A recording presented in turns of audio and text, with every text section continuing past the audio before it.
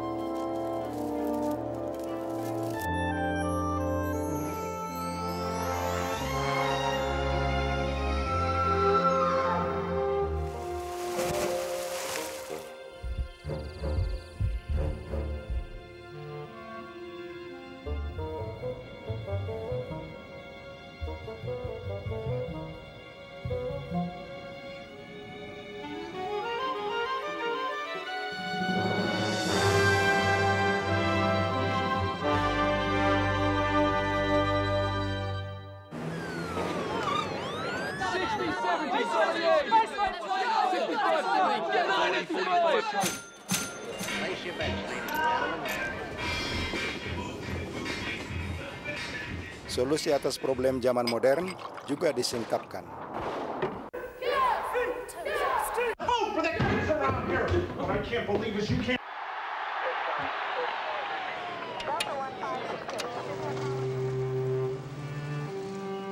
Semua itu terdapat dalam buku yang tak tertandingi lingkup dan nilainya. Demi buku ini, manusia bersedia menyelaraskan hidupnya. Manusia bersedia mati untuknya. Tak ada buku lain yang pengaruhnya sebesar itu.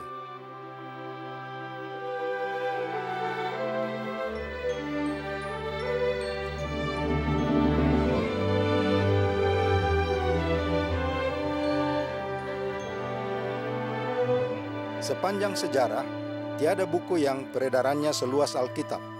Secara lengkap atau sebagian, Alkitab telah diterjemahkan ke dalam 2000 bahasa lebih. Alkitab memang bukan buku pelajaran ilmiah, tetapi ia selaras dengan temuan ilmiah terbaru.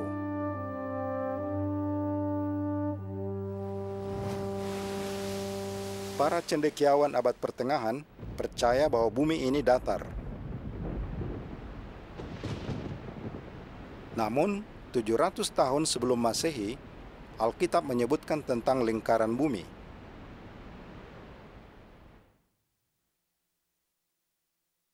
Orang zaman dahulu percaya bahwa bumi ini ditopang 4 gajah yang berdiri di punggung seekor penyu. Hampir 3.500 tahun yang lalu, Alkitab mengatakan dengan sederhana bahwa Allah menggantung bumi pada ketiadaan. Alkitab memang selaras dengan sains modern. Baru belakangan ini, ilmuwan menemukan peranan DNA, faktor penentu sifat-sifat bawaan kita.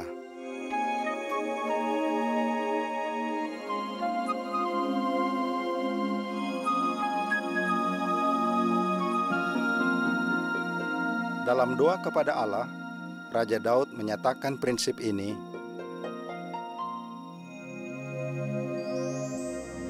Matamu melihat bahkan ketika aku masih embrio, dan semua bagiannya tertulis dalam bukumu.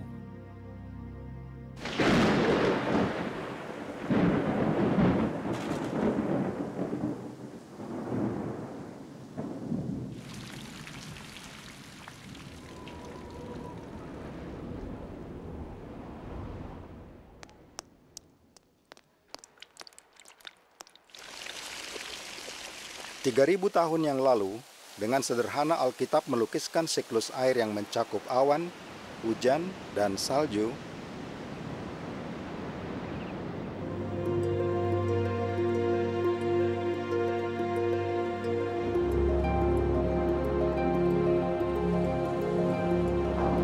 Alkitab menjelaskan, semua sungai mengalir ke laut, tetapi laut tidak juga menjadi penuh. Kemana sungai mengalir, ke situ sungai mengalir selalu.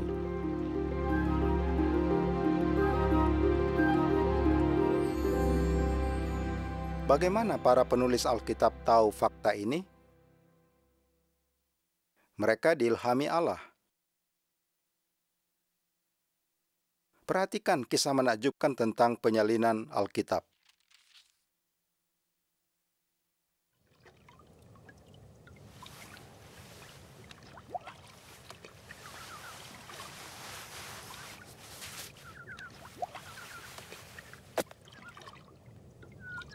Pembuatan papirus di Mesir.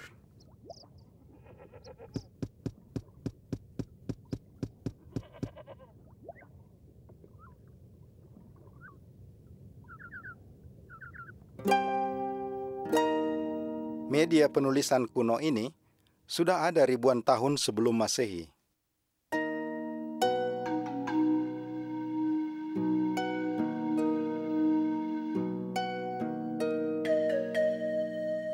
Mungkin Musa menggunakan papirus untuk menulis kelima buku pertama Alkitab.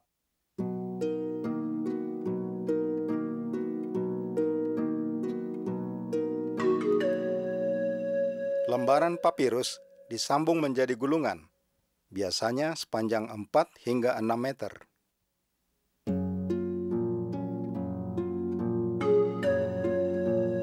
Pastilah murid-murid Kristen menulis buku dan surat mereka di atas papirus.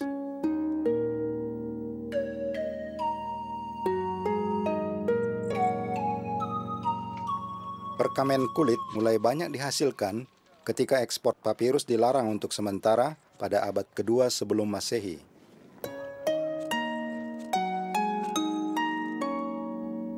Kulit lebih tahan lama dan lebih bagus daripada papirus.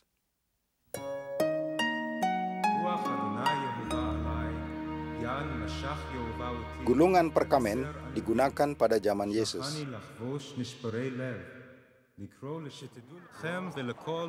Orang Kristen masa awal diperintahkan menyebarkan kabar baik.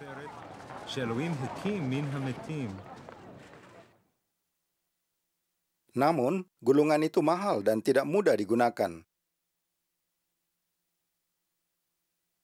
Dibutuhkan naskah yang bentuknya lebih praktis. Kodeks ditemukan pada akhir abad pertama. Kodeks dibuat dengan melipat gulungan menjadi lembaran, lalu dijahit menjadi satu. Metode serupa digunakan untuk pembuatan buku zaman modern.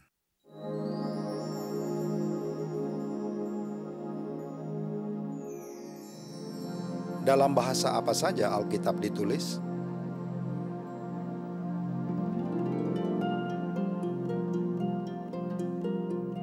Ke-39 buku pertama, sebagian besar ditulis dalam bahasa Ibrani. Itulah kitab-kitab Ibrani atau Perjanjian Lama.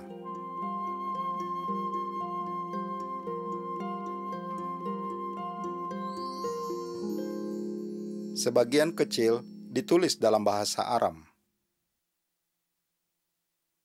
Pada zaman Yesus, bahasa Yunani telah menjadi bahasa internasional.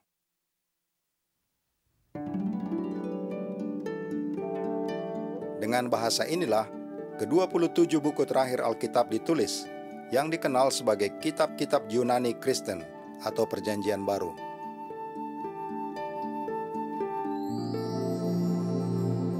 Bagaimana kita dapat yakin bahwa Alkitab modern benar-benar selaras dengan tulisan aslinya? Para penyalin Yahudi dan Kristen berupaya keras melestarikan tulisan kudus itu.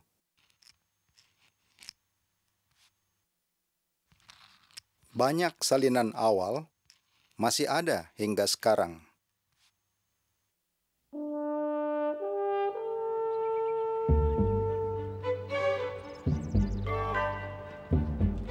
Dua contoh yang berharga adalah koleksi Chester Beatty di Irlandia dan fragmen John Raylands di Inggris.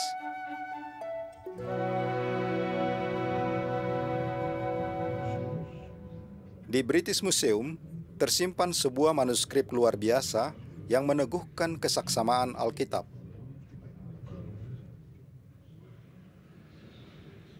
Codex Alexandrinus dari abad ke-5 Masehi memuat hampir seluruh naskah Alkitab dalam bahasa Yunani.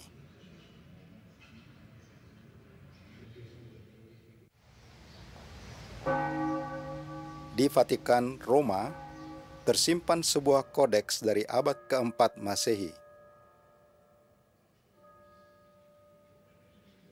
Setelah berabad-abad tersembunyi, para pakar akhirnya memperoleh reproduksinya pada tahun 1889.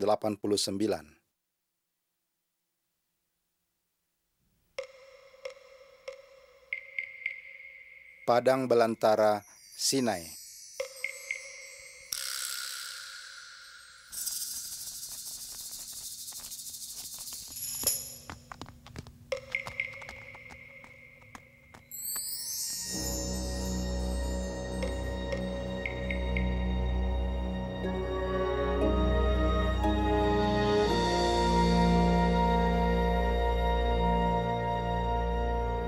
Sarjana Jerman Count Tischendorf mengunjungi biara Santa Catherine di kaki Gunung Sinai pada tahun 1844. Menurutnya, ia menemukan keranjang besar berisi perkamen tua yang akan dibakar sebagai sampah. Di antara sampah ini, ia mengaku menemukan 129 halaman kitab-kitab Ibrani berbahasa Yunani, manuskrip tertua yang pernah dilihatnya. Temuannya kemudian dikenal sebagai manuskrip Sinaiticus, kemungkinan disalin pada abad ke-4 Masehi.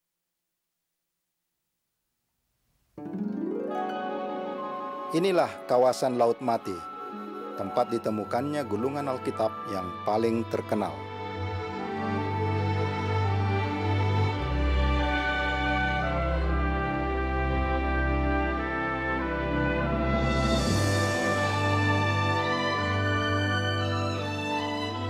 Pada tahun 1947, seorang badui muda, penjaga ternak, menemukan gulungan Laut Mati yang pertama dalam gua dekat Khirbet Qumran, sebelah tenggara Yerusalem. Sebagian gulungan masih dapat dilihat di Israel Museum, Yerusalem. Inilah koleksi manuskrip Ibrani tertua yang ditemukan. Sebagian berasal dari abad kedua sebelum Masehi.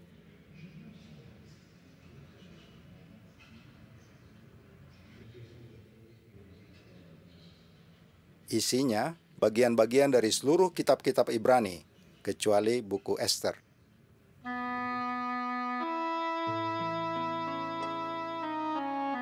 Keistimewaan naskah kuno ini adalah seringnya nama ilahi tetragrammaton digunakan, yang dalam bahasa Indonesia dilafalkan Yehuwa.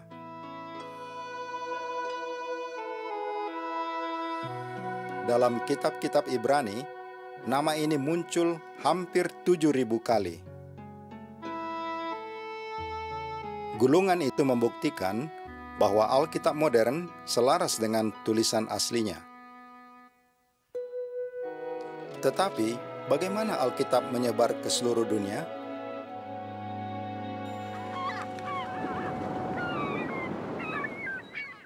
Salah satu faktornya adalah bahasa Yunani menjadi bahasa internasional pada masa awal kekristenan.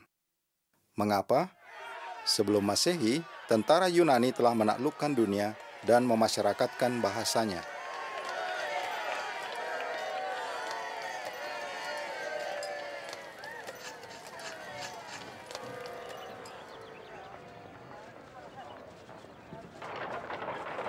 Belakangan, orang Romawi mendirikan imperium yang dihubungkan oleh jaringan jalan raya. Jadi, para utusan Injil Kristen dapat mengadakan perjalanan dan menyebarkan berita Alkitab.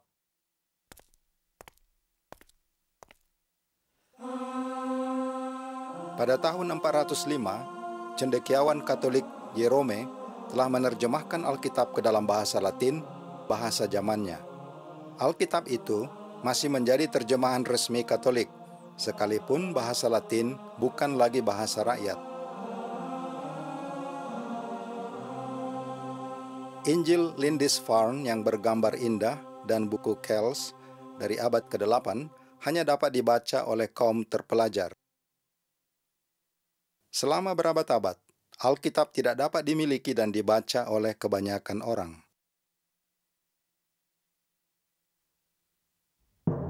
Namun, beberapa cendekiawan Katolik yang berani rela mengorbankan apa saja agar Alkitab tersedia dalam bahasa rakyat.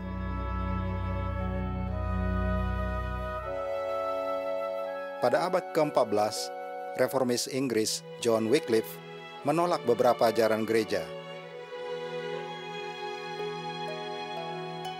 Baginya, Alkitab merupakan wewenang tertinggi.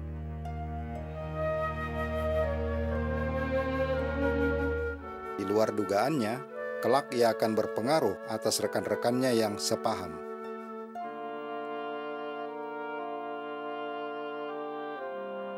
Pada tahun 1380, Wycliffe dan rekan-rekannya mulai menggarap terjemahan pertama Alkitab Latin ke dalam bahasa Inggris.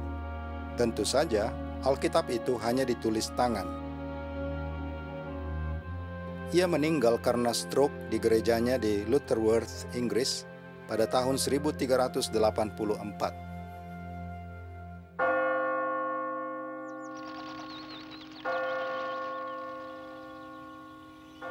Para musuhnya tidak puas melihat tulangnya terkubur dengan tenang. Lebih dari 40 tahun kemudian, mereka menggali tulangnya, membakarnya, dan membuang abunya ke Sungai Swift.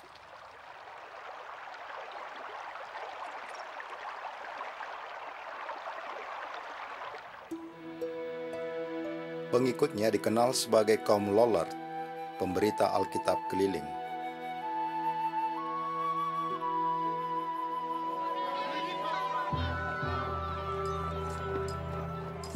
Mereka diburu gereja dan sebagian dipenjarakan di tempat yang kini dikenal sebagai Menara Lollard.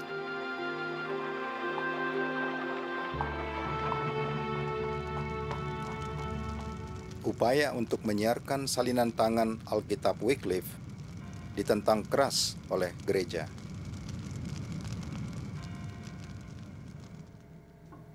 Namun, sekitar tahun 1450 terjadi sesuatu yang mengubah sejarah.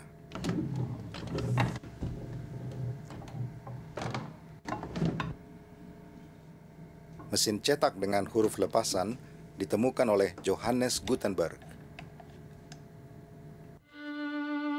Pada tahun 1455, Gutenberg mencetak Alkitab pertama berbahasa Latin dalam 3 jilid. Dengan demikian, ribuan Alkitab dapat dihasilkan dalam waktu relatif singkat.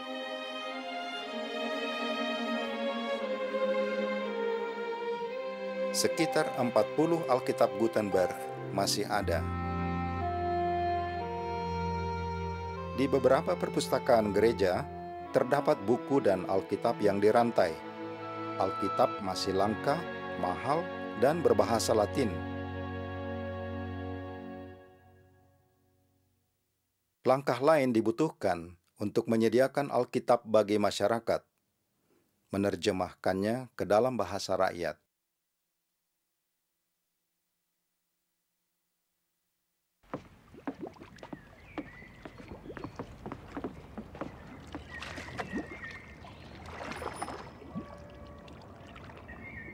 Universitas Oxford dan Cambridge di Inggris pada abad ke-16 melahirkan seorang cendekiawan Alkitab yang berintegritas.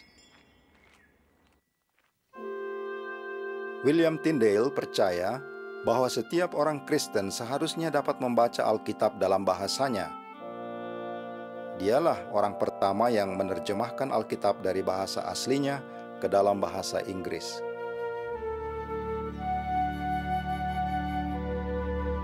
Pada tahun 1522, Tyndale mengatakan kepada seorang pastor terpelajar, "Jika Allah mengizinkan saya hidup, dalam waktu beberapa tahun, saya akan membuat seorang bocah penarik bajak memahami Alkitab lebih banyak daripada Anda."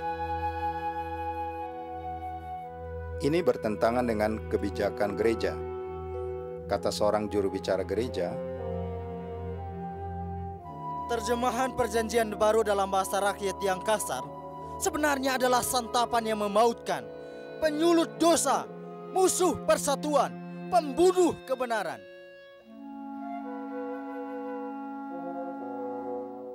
Karena ditindas gereja, Tyndale lari ke Jerman.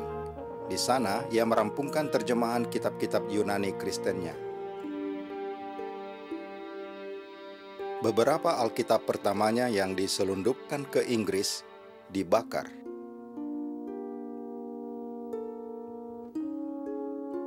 Sementara itu, Tyndale mulai menerjemahkan kitab-kitab Ibrani.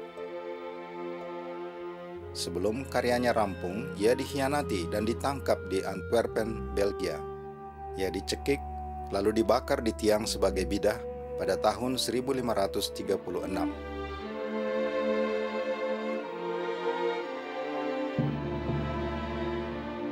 Pendakwa utamanya berkata, Tidak soal apakah para penjahat agama itu memang bersalah atau tidak. Yang penting, kasus mereka dapat kita manfaatkan untuk menanamkan rasa takut pada masyarakat.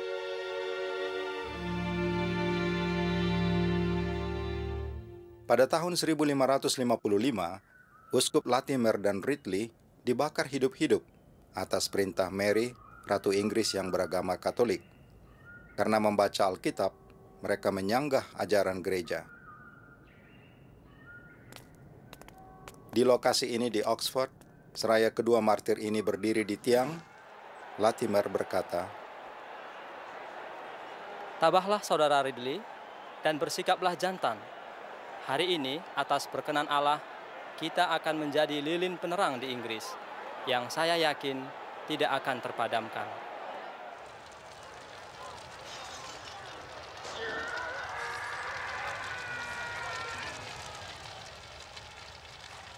pada masa itu, dibutuhkan keberanian besar untuk membaca Alkitab, yang berarti menentang kebijakan gereja.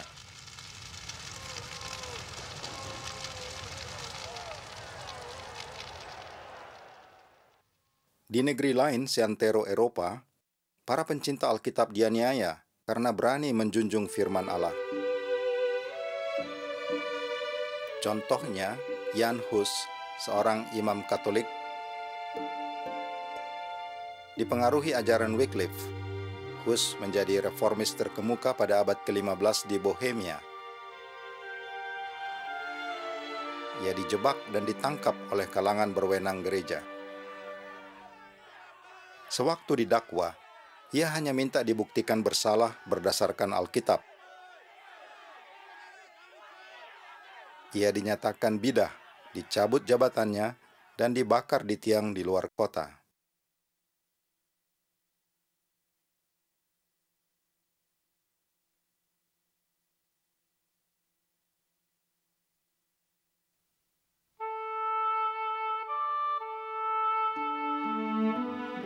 Martin Luther hidup di Jerman pada abad ke-16. Para pangeran Jerman melindunginya dari musuh. Terjemahan Alkitabnya ke dalam bahasa Jerman pada tahun 1534 disebut Mahakarya Kesusastraan. Itu menjadi dasar bagi penerjemahan Alkitab berbahasa lain seperti bahasa Belanda, Dansk, Island, dan Svensk. Meski dikucilkan, Luther menolak menyangkal iman. Katanya, kecuali saya diyakinkan oleh keterangan Alkitab atau penalaran yang jernih, saya terikat pada ayat yang saya kutip, dan hati nurani saya hanya terpaut pada firman Allah.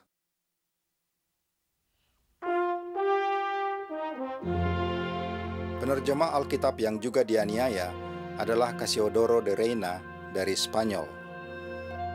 Terjemahannya terbit pada tahun 1569 dan diselundupkan ke Spanyol dalam drum anggur. Alkitab juga muncul dalam bahasa Bielorusia, Czech, Italia, dan Sloven. Masyarakat haus akan pengetahuan langsung dari buku yang mengagumkan ini. Bendungan itu telah terbuka, tak akan pernah tertutup lagi.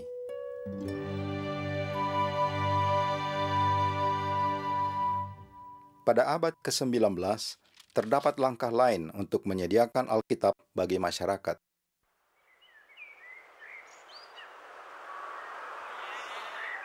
Di pinggiran Wales, tinggallah seorang gadis kecil pencinta Alkitab.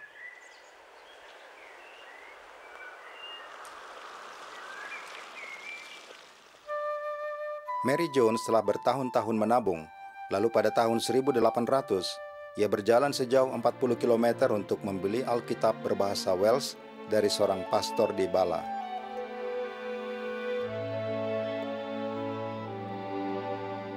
Kegigihannya menggugah beberapa pastor untuk mendirikan lembaga Alkitab Inggris dan bahasa asing di London. Salah seorang pengurusnya adalah penulis dan linguis Inggris George Barrow.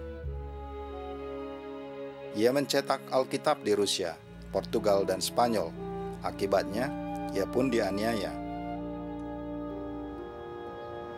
Lembaga Alkitab Amerika didirikan pada tahun 1816. Kini didukung oleh lebih dari 80 denominasi Protestan. Di Amerika Serikat pada tahun 1870, seorang pemuda di Pittsburgh, Pennsylvania, memulai pelajaran Alkitab secara intensif, yang akhirnya menjadi program pendidikan Alkitab seluas dunia. Namanya Charles Taze Russell. Pada tahun 1881, Russell dan rekan-rekannya mendirikan cikal bakal lembaga Risalah dan Alkitab Menara Pengawal.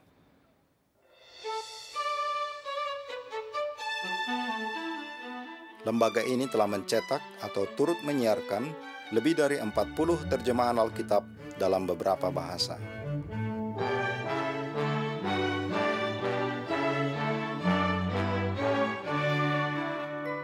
Sekitar 80 juta terjemahan Dunia Baru yang diproduksi Lembaga Menara Pengawal telah ditempatkan di seluas dunia dalam 15 bahasa.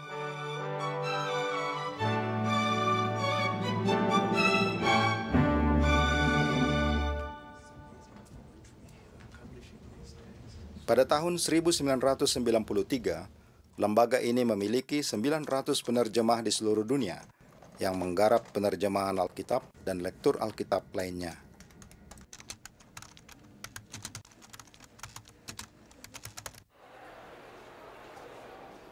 This afternoon we release the New World Translation, the complete Bible, both in the Slovak and in the Czech languages.